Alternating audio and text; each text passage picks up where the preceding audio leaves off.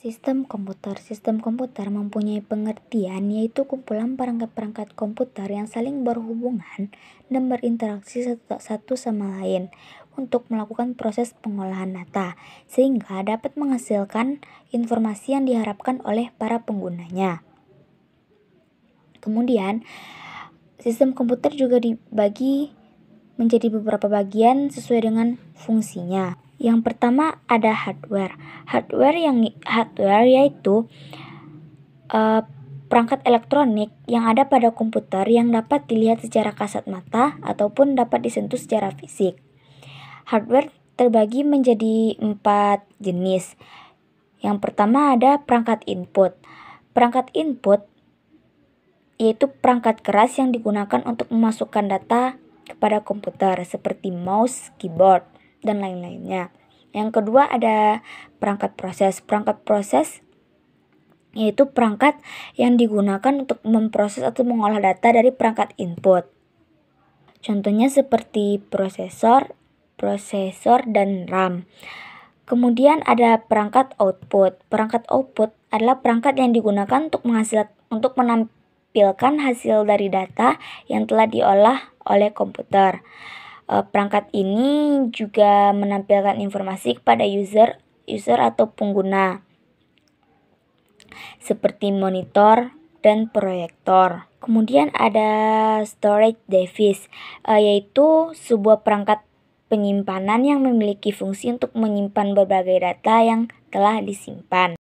Dan storage device dibagi menjadi 2, yaitu ada internal storage dan external storage.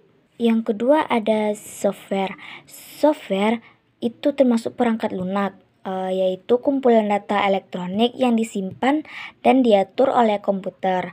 Data elektronik yang disimpan komputer dapat berupa program yang berguna untuk menjalankan suatu perintah. Dan software pun dibagi menjadi beberapa jenis. Yang pertama ada sistem operasi. Sistem operasi yaitu program yang berfungsi untuk mengendalikan sistem kerja yang mendasar sehingga dapat mengatur kerja media input, output, media pemrosesan, dan lain-lainnya. Contohnya seperti Windows, Mac OS. Yang kedua ada program aplikasi. Program aplikasi itu ialah perangkat lunak yang dirancang khusus untuk kebutuhan tertentu. Misalnya pada Microsoft Excel, Word, dan lain-lainnya. Yang ketiga ada bahasa pemrograman, yaitu penerjemahan instruksi-instruksi yang terdapat dalam data sistem komputer. Kemudian ada program bantu. Program bantu adalah program yang digunakan untuk membantu apapun tentang kerja komputer. Kemudian ada brainware. Brainware adalah orang yang menggunakan atau mengoperasikan sebuah perangkat komputer. Brainware pun terbagi menjadi 3 jenis. Yang pertama ada programmer.